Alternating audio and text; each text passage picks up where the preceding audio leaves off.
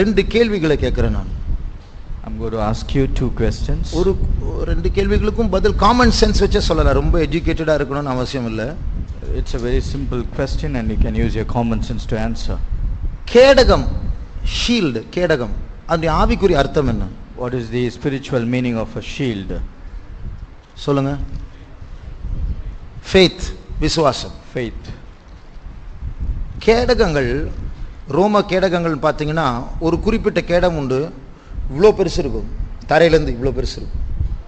One of the shield used by the Roman soldiers is so big it will be to the height of a man. இந்த பாண்டுக்கு மாதிரி இருக்கும் கேடகம், அது பார்த்துருக்கீங்களா? Bond மாதிரி இருக்கும், இப்படி ஒரு ஹேண்டில் வச்சு பிடிச்சிருப்பாங்க, நிறைய டெக்கரேஷன்லாம் இருக்கும், பார்த்துருக்கீங்க, படங்களில் பார்த்துருப்பீங்க, நேரில் பார்த்துருக்க மாட்டீங்க, ஆனால் இப்போ பிக்சர்ஸில் பார்த்துருப்பீங்க. There is also other shield which will be like a bond used to carry cement, and it will be having some decorations on one end and a handle on the other side. ஒரு 50 பேர் சத்துருக்கள் நின்று 50 arrows அப்படி பிடிச்சிட்டு அப்படி 50 பேர் அப்படி விடுறாங்க, அந்த ஸ்பீடில் விடுறாங்க. இந்த கேடகத்தை எங்கே பிடிப்பீங்க? அந்த bond கேடகம். Assuming around 50 enemies are shooting their arrows against you in a split second, where will you hold this shield which is like a bond? நீங்க இப்படி இப்படி இப்படி இப்படி பண்றதுக்குள்ள ஏதோ ஒன்று குத்திடும். You try to cover yourself from all the different directions, somehow you will get hurt. அதனால இந்த சின்ன வட்ட கேடகம் வந்து பரேடுக்கு மட்டும் தான் யூஸ் பண்ணுவாங்க. இந்த இண்டிபெண்டன்ஸ் டே, ரிப்பப்ளிக் டே எல்லாம் வரும், மார்ச் பாஸ்ட்ல நடத்தும், அதுக்கு மட்டும் யூஸ் பண்ணி அது அழகா இருக்கும், காட்சிக்காக காட்டுவாங்க. That small bond like shield they use only for parade and it's just for showing purpose. இன்னைக்கு இயேசுவின் மேல் விசுவாசம் உள்ளவர்கள் உண்டு என்று சொல்லுகிறவர்கள் வாலிபர்கள் கரங்களை உயர்த்துங்கள். All the young people who say I have faith upon Jesus, please put up your hands. Hallelujah. Hallelujah. இதுதான் அந்த வட்ட கேடகம். This is that small bond. நீங்க எல்லாம் கை தூக்கி அல்லேலூயா சொல்றது ஒரு அழகு இருக்கு பாருங்களா, அந்த அழகான ஒரு விசுவாசம். There's a beauty when you lift up your hands and shout hallelujah, and that is the small shield. ஆனா யுத்த களத்துல இந்த கேடகம் வேலைக்கு ஆகாது. But in the battlefield this shield will not work. ஆனா ஏன்னா அம்புகள் ரொம்ப ஸ்பீடா வரும், அதை சமாளிக்க முடியாது அந்த சின்ன கேடகத்தை வச்சு. Because arrows will be shot at a very high speed and you cannot handle those with a small shield. யுத்தத்துக்கு போகும்போது இவ்வளவு ஒரு ஹைட், ஒரு 4 அடி ஹைட்ல ஒரு கேடகம் இருக்கும். But when they go to battle they will have a shield which is not less than 4 feet in height. அப்போ சத்துருக்கள் ஒரு 50 பேர் ஒரே டைம்ல ஷூட் பண்ணும்போது என்ன பண்ணலாம் தெரியுமா? When the enemies are shooting around 50 arrows at the same time, what they will do? இந்த ஹைட்ல இருக்கிறதான் அந்த கேடகத்தை முன்னாடி வச்சு தரையில வச்சு அதுக்கு பின்னாடி உட்கார்ந்துருவாங்க, அவ்வளவுதான். They will just plant the shield which is 4 feet in height and they will hide themselves or sit behind that shield. அப்போ டப் டப் டப் டப் டப் டப் டப்னு அடிக்கும், ஆனா ஒண்ணும் இங்கள தொடாது. And suddenly the arrows will be shot at quick succession but nothing will happen to them. அந்த கேடகம் என்னது? What is that shield? Faith. அது faith. ஆனா இது வந்து practical faith, யுத்த களத்துல உள்ள faith. நம்ம இங்க அல்லேலூயா சொன்ன அந்த faith வந்து அந்த bond faith, அது கேடக faith அழகா இருக்கும். ஆனா யுத்த களத்துல அதை அப்ளை பண்ண சில நேரத்துல இங்க அல்லேலூயா சொல்லுவோம், அங்க போய் அப்படியா எனக்கு இயேசுலாம் நம்பிக்கை இல்லை பேதுரு மாதிரி ஏதாவது சொல்லிடுவோம். That big shield is which is used in the battle is a practical faith, but the small one is just a show of a faith which is just for an ornamental purpose. இந்த கேடகத்தை பற்றி ரெண்டு காரியங்களை சொல்ல விரும்புகிறேன். Concerning this shield I want to share with two information. இந்த கேடகத்துல அந்த முன் பகுதியில துணியில, அதாவது நல்ல திக்கான துணி, லெதர் இப்படிப்பட்டதான தோல் வச்சு மூடிடுவாங்க. The front part of the shield will be covered with a layer of leather or a thick cloth. அந்த துணி வச்சு மூடிட்டு என்ன பண்ணுவாங்க தெரியுமா? தண்ணியில முக்கி எடுத்து கொண்டு வருவாங்க யுத்த களத்திற்கு. And when they come to the battle they will dip that shield in water and they will bring it. அந்த கேடகங்கள்லாம் வரும்போது இதுக்கு பின்னாடி உட்கார்ந்துருவாங்க. And when the arrows are shot they will sit behind the shield. சரி, உங்களை கேக்குறேன், ஏன் அப்படி தண்ணியில முக்கி எடுக்கணும்? Why they should have to dip the shield or this cloth or leather in the water? யாராவது சொல்லுங்க.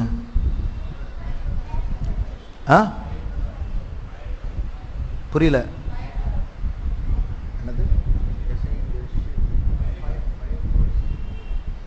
ஃபயரா? ரைட்.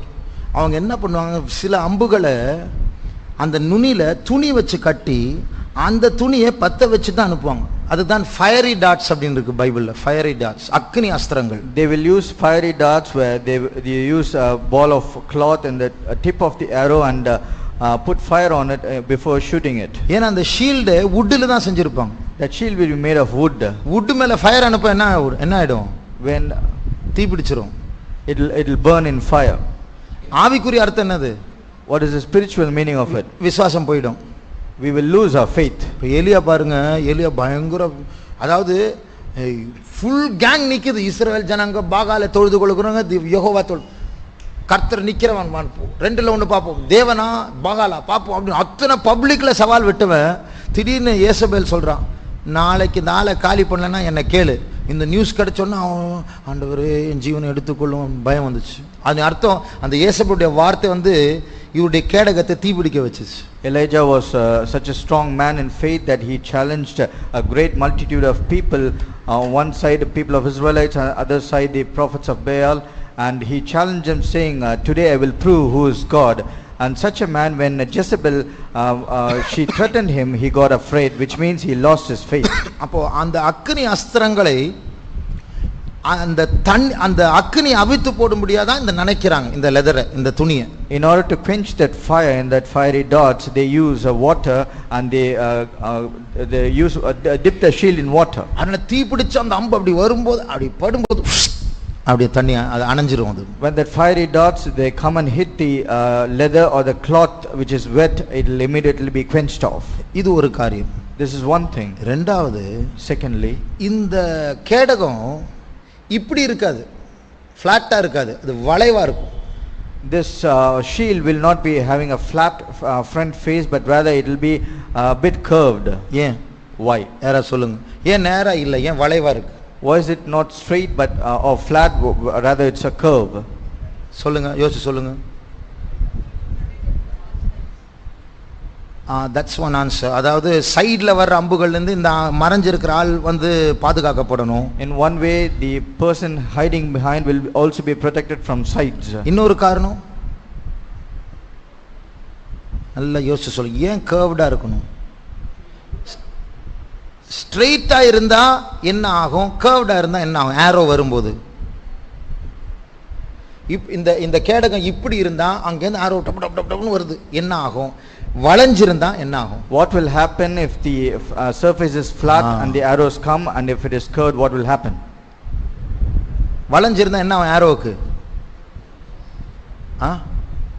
அது பட்டு அப்படி வளைஞ்சிரும், டீவியேட் ஆயிடும், அது நுழையாது உள்ள. It will hit and it will refract or deviate from the direction. அப்போ அது ஓட்டை போடாம அது சைடுல போய்டும். அது instead of hitting or making a hole, it will slip away. அப்போ இது போல தான் நம்முடைய விசுவாசம் தான் கேடகம். Likewise our faith is our shield. நம்முடைய விசுவாசம் நனைஞ்ச விசுவாசமா இருக்கணும், நனைஞ்ச வெட்டா இருக்கணும். Our faith should be wet. அப்பதான் பிசாசு நெருப்பாயுதங்கள் அனுப்பும்போது அதை அணைக்கலாம். Only then when Satan sends fiery darts we can quench the fire. நம்முடைய விசுவாசம் வளைவான விசுவாசம். அதனுடைய அர்த்தம் அவன் அனுப்புகிறதான அம்புகளை வந்து நம்ம வந்து அதை மதிக்காம அதை டைவர்ட் பண்ணிடலாம், நம்ம அதை ஏத்துக்க கூடாது. And our faith is also a curved faith. In other words, we can say when the fiery darts come, we can deviate or make the arrows to slip. யாராவது உங்களை பார்த்து ஒரு கெட்ட சொப்பனம் பார்த்தேன், ஒரு பெரிய சிங்கம் வந்து உங்களை விழுங்குற மாதிரி நான் பார்த்தேன் அப்படின்னு சொன்னாங்கன்னா, ஐயோ அப்படியா, ஏண்டவரே என்னை கைவிட்டு இப்படி இப்படின்னு சொன்னா ஓட்ட போட்டுருச்சுன்னு அர்த்தம். அதை கேட்கும்போது ஓ அப்படியா, எனக்கா ஜெபிச்சுக்கோங்க, சரியா, சரி நானும் ஜெபிக்கிறேன் அப்படின்னு அப்படியே அப்படி விட்டுணும். அது அப்படின்னா ஓட்ட போடல, சைடில் போயிடுச்சுன்னு அர்த்தம். When somebody comes and tells you that I saw a very bad dream about you as a roaring lion coming and trying to devour you, and if you are threatened or frightened on hearing that, which means your shield has a hole and they have damaged your faith. On other side, if you just take it lightly and ask them to pray for it, then your faith is strong. ஒரு முறை ஒரு pastor படுத்துட்டு இருந்தார். Once a pastor was lying down, கண்ணை திறந்தார், and suddenly he opened his eyes. பார்த்தா ஒரு பெரிய உருவம் நிக்குது, கால் மட்டும் தான் தெரியுது. And suddenly he opened his eyes and saw a big dark image standing before him. You can see only the legs. இது யாரா இருக்குன்னு இப்படி பார்த்தா பிசாசு நிக்கிறான், அவ்வளோ ஹைட், ரூஃப் வரைக்கும் இருக்கு, தலை அங்க இருக்கு. When he tried to see who is that, he can see a big devil or demon standing, and its head was touching the roof. Pastor என்ன பண்ணார் தெரியுமா? You know what the pastor did? ஓ நீயா அப்படின்னு சொல்லி திரும்பி படுத்துட்டார் அவர். He said, "Is it you?" And he didn't take, as if he didn't take notice, he slept on the other அப்ப side. அர்த்தம் அவனுடைய உருவத்தை வச்சு ஹைட்டை வச்சு அவனுடைய விசுவாசம் என்னும் கேடகத்தை துளைக்கலான்னு பார்த்தான் பிசாசு. ஆனா பண்ண முடியல, அது வளைஞ்சு போயிடுச்சு, டைவர்ட் ஆயிடுச்சு. Using his big stature and his big size, he wanted to threaten the pastor, but he couldn't do anything. His arrow deviated. அப்போ நம்முடைய லைஃப்ல இப்படி சில கெட்ட வார்த்தைகள், கெட்ட காரியங்கள், அதரியத்தையும் அவிசுவாசத்தையும் உண்டு பண்ணக்கூடியதான தகவல்கள், செய்திகள் வரும்போது நாம் அதை அதாவது அசட்டை பண்ணக்கூடாது, ஜெபிக்கணும், ஆனா பயப்படக்கூடாது. And in our life also, when we happen to hear some bad words or wrong words of discouragement, which also tries to pull our faith, we should not despise them, and we should not also be afraid, but rather we should pray for it.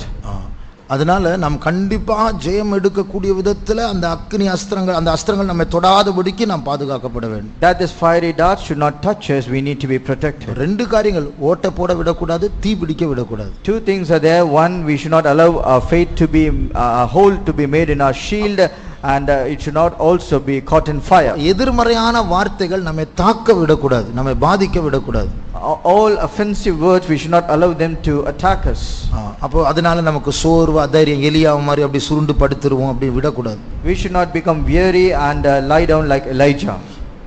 ரெண்டாவது Secondly, இந்த அக்னி அஸ்திரங்களை எதிர்க்கும்படியா நம்முடைய விசுவாசம் நனைந்திருக்க வேண்டும் என்று சொன்னால், and if at all we say our faith should be wet so that we can put out the fiery darts. அடிக்கடி நம் அதாவது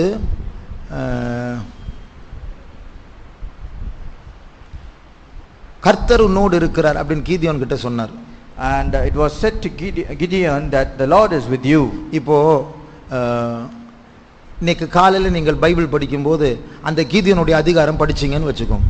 Assuming today morning when you are reading the Bible and you happen to read the scriptural portion where it is mentioned about Gideon, the Lord is with thee அப்படின்னு படிக்கும்போது ஆண்டவர் நம்மளை touch பண்ண மாதிரி இருக்கும், கர்த்தர் என்னோடு கூட இருக்கிறார். When you are reading the Lord is with thee, you will be touched, you will feel as if the Lord is with you. காலையில தான் படிச்சீங்க, சாயங்காலம் திடீர்னு ஒருத்தன் மிரட்டான். Just in the morning you read the scriptural portion, and in the evening some man is coming and threatening you. உடனே நம்ம என்ன, கர்த்தர் என் கூட இருக்கிறார், என்ன காலையில தான் ஆண்டவர் பேசினா, தைரியம் இருக்கும். And you will have a courage in you saying, in the morning only the Lord spoke to me, and the Lord is with me even now. இதே போன வருஷம் கர்த்தர் என்னோடு இருக்கிறார்னு பேசினதான அந்த வார்த்தை இன்னைக்கு நீங்க அதை சொன்னீங்கன்னா அந்த வேகம் இருக்காது. And at the same time, when you say the same word, the Lord is with thee, which is a word which you received last year, and today when you face a problem, you will not have that speed. அப்ப அந்த freshness போயிடுச்சு. ஏன்னா அது போன வருஷம் பேசினது, அது போன வருஷம் அவர் பேசும்போது அது ரொம்ப ஃப்ரெஷ்ஷா ஸ்ட்ராங்கா இருந்திருக்கும். ஆனா இப்போ அந்த ஃப்ரெஷ்னஸ் இல்ல. You have lost that freshness. Last year when the Lord spoke to you, it was very fresh, but now it has lost its freshness. அப்போ கேடகம் நனைந்திருக்க வேண்டும் என்று சொன்னா இன்னைக்கு நேற்று அந்த ரீசன்ட் வேர்ட் வார்த்தை அதுதான் நம்மை பாதுகாக்கும். And when we say a shield of faith being wet, it means the word which has been spoken by the Lord yesterday or today, that will keep faith fresh. அப்போ நம்ம இதை நம்முடைய லைஃப்ல practice பண்ண வேண்டும். We need to practice this in our life. அப்படிப்பட்ட சோதனைகள் வரும்போது, பயப்படக்கூடியதான காரியங்கள் வரும்போது இந்த வசனத்துடைய ஃப்ரெஷ்னஸ் நம்மை பாதுகாக்கும். When we go through such trials, such word of God which will make us wet, our faith wet, it will protect us. அப்போ youths நீங்க யுத்த காலத்துல பாவம் அக்னி அஸ்திரமா வரும், குற்ற உணர்வு கில்ட் அக்னி அஸ்திரமா வரும், எத்தனையோ சில இன்விடேஷன்ஸ் அக்னி அஸ்திரமா வரும், நம் வாழ்கிற சத்தியத்திற்கு விரோதமா சில வார்த்தைகள் ஆர்கியூமெண்ட்ஸ் அக்னி அஸ்திரமா வரும். For young people like you, you will have fiery darts in the form of sin, guilty consciousness, invitations, or some other words of discouragement. ஆனால் அதை சமாளிக்கக்கூடிய விசுவாசம் நமக்குள்ள இருக்கணும். But you should have a faith in order to meet such fiery darts. நாம் சோர்ந்து போகக்கூடாது. We should not become weary. எனக்கு தெரியும், நான் ஸ்கூல்ல படிச்சிட்டு இருக்கும்போது என் ஃப்ரெண்ட் வீட்டுக்கு போயிருந்தேன். Once I was studying in school, I happened to go to one of my friend's house. அங்க இன்னொரு பெரிய பையன் இருந்தான். And there was a big boy. ஒரு மனுஷன் தான், ஒரு 20 வயசு தாண்டி, ஒரு 25 வயசு இருக்கும், 30 வயசு இருக்கும். He was a man of around 30 years of age. அவர் இந்த நம்முடைய சபையை பற்றி, விசுவாசத்தை பற்றி கேள்வி கேட்டு எனக்கு பதில் சொல்ல தெரியாம கடைசியில் நான் அழ ஆரம்பிச்சிட்டேன் நான். And he started to ask me many questions concerning this church and our fellowship,